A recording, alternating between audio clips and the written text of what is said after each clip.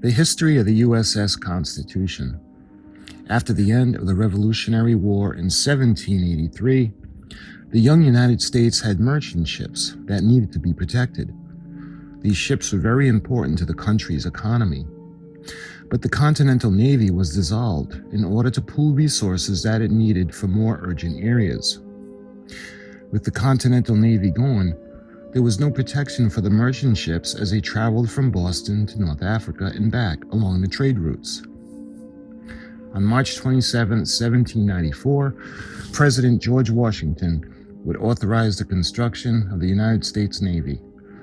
President Washington would sign the act to provide a naval armament. This would be the birth of the United States Navy, as the act would provide resources for the construction of 6 frigates.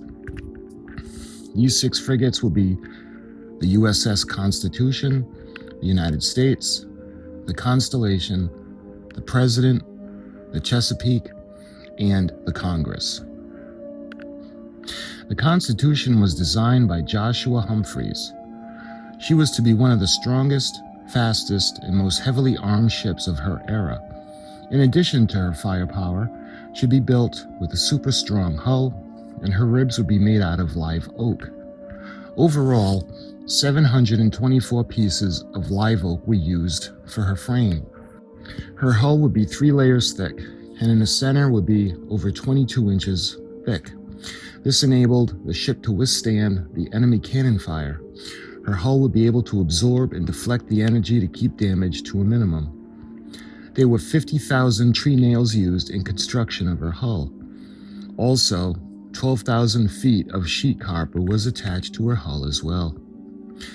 The U.S.S. Constitution's keel was laid down in 1794 at the Edmund Hart's shipyard in Boston, Massachusetts. Her build would be headed by George Claghorn, who would supervise the construction to its launch.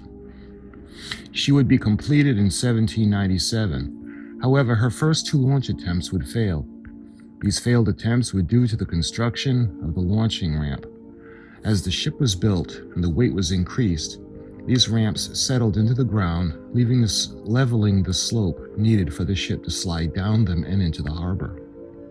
The first on September 20th, 1797, and the second on September 22nd, 1797.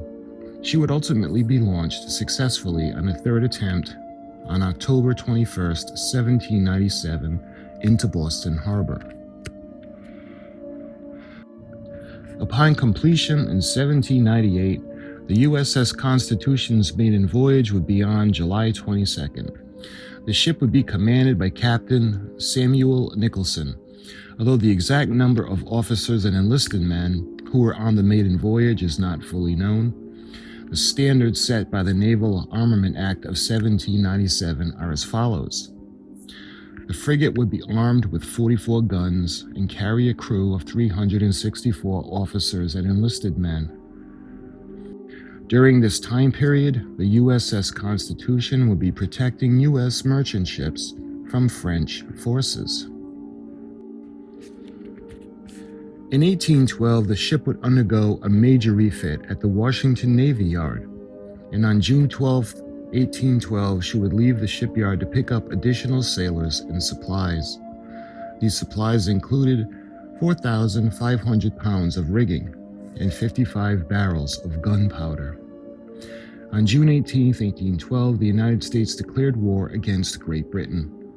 The U.S. would be set to battle the most powerful naval force on the planet, and it was on Saturday, June 20th, that Lieutenant George C. Reed read the official declaration of war to the crew. With Captain Isaac Hull on shore and not aboard ship, Reed was a senior officer on board. On July 13, 1812, being fully refit and supplied, the U.S.S. Constitution would set sail. She was patrolling the Atlantic searching for British ships or Britain's allied ships. An encounter with a British squadron at first was mistaken for a U.S. one, had the Constitution greatly outgunned and looking to flee. The lack of wind forced the crew to tow and move the ship anywhere they could to stay ahead of the British ships. The use of rowing boats and the crew's usage of the rigging allowed the ship to get away from the squadron. Although Captain Hull would be ordered to sail to New York, he chose to head to Boston instead because he knew the British ships were guarding the New York harbor. On August 19, 1812, the U.S.S. Constitution would face the British frigate Guerrière, who was commanded by Captain James Dacres. The Guerrière was one of the ships the Constitution was fleeing from a month before. The Guerrière's cannon fire would be ineffective against the Constitution's heavily protected hull. The Guerrière would be heavily damaged and ultimately surrender. 296 prisoners were taken aboard the U.S.S. Constitution. The British ship was too badly damaged to be taken as a prize and was ordered to be sunk. The Constitution would then head for Boston for full repairs and prisoner transfer. In what was not popular change among the crew, Captain Isaac Hull would turn command of the Constitution over to Commodore William Bainbridge. Bainbridge had a reputation for surrendering his ships, and many of the crew members would be disciplined for mutinous views as they feared that the change in command was a bad omen. On December 29, 1812, the U.S.S. Constitution would face the HMS Java, which was commanded by Captain Henry Lambert. Captain Bainbridge would gamble on a maneuver in which the fore and main course sails were set. This helped give the Constitution maneuverability and quicker movement. The result was a quicker, more efficient attack on the Java, totally disabling the ship and forcing its surrender. In what took 2 days, the HMS Java survivors were taken as prisoners of war. As with the HMS Guerrière, the HMS Java would be too badly damaged to be taken as a prize. It was ordered sunk by Commodore Bainbridge. The U.S.S. Constitution suffered heavy damage as well and needed to go to Salvador for repairs before sailing back to Boston. On July 18, 1813, Commodore Bainbridge returned command of the Constitution over to Captain Charles Stewart. A number of Constitution's crew deserted the ship after a change of command, fearing that the British would have vengeance specifically towards the U.S.S. Constitution for the destruction of the HMS Guerrière and the HMS Java. On February 14, 1814, the U.S.S. Constitution would capture 2 British ships, the Lovely Anne and the HMS Pictou. The captured crew of the Pictou would be transferred to the Lovely Anne. The HMS Pictou would then be sunk. The British ship Lovely Anne and the prisoners she carried would be brought to Barbados. Later on in February 19th of 1814, the USS Constitution would capture the brig Catherine. Once its crew were taken prisoner aboard the Constitution, the Catherine would be destroyed. The Constitution was able to capture the Catherine by firing only a single warning shot. On April 3, 1814, the Constitution would encounter the HMS Junon and the HMS Tenedos. A pair of 38-gun frigates was something Captain Stewart did not want to do on his own, so he ordered the ship to flee to Marblehead Harbor. Shortly after, the ship set sail back to Boston. Later on December 24, 1814, the Constitution sighted the British brig Lord Nelson. The Lord Nelson was pursued and captured. Once the Lord Nelson was captured and taken as a war prize, the Constitution went to look for the convoy in which it was a part of.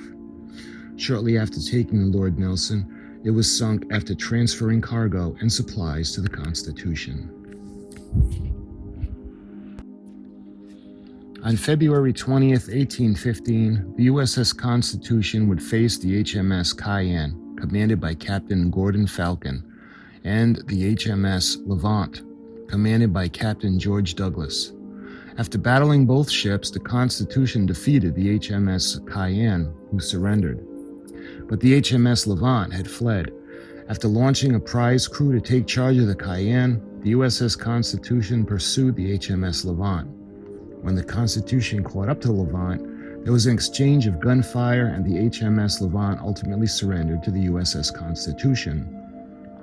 Unfortunately, the Peace Treaty of Ghent was signed on December 24, 1814, ending the war. None of the ships had received the news of the war's end at the time.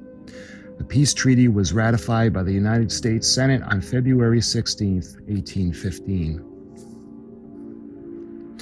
The U.S.S. Constitution would return home to Boston Harbor on May 29, 1815. Captain Stewart would be labeled a war hero and the Constitution would become known as the nation's ship. The Constitution would be fully repaired and later serve as a flagship of the Mediterranean Squadron. Later in 1830, it was rumored that the U.S. Navy was going to scrap the historic ship. A poem by Oliver Wendell Holmes would inspire a rally to save the vessel from the scrapyard. On June 24, 1833, the U.S.S. Constitution would be placed in dry dock for her first rebuilding. The process would take a year to complete. Once returned to duty, she would take a voyage to France with Minister to France Edward Livingston. She would then return to being the flagship of the Mediterranean Squadron. Her last capture and prize taken would be a slave ship.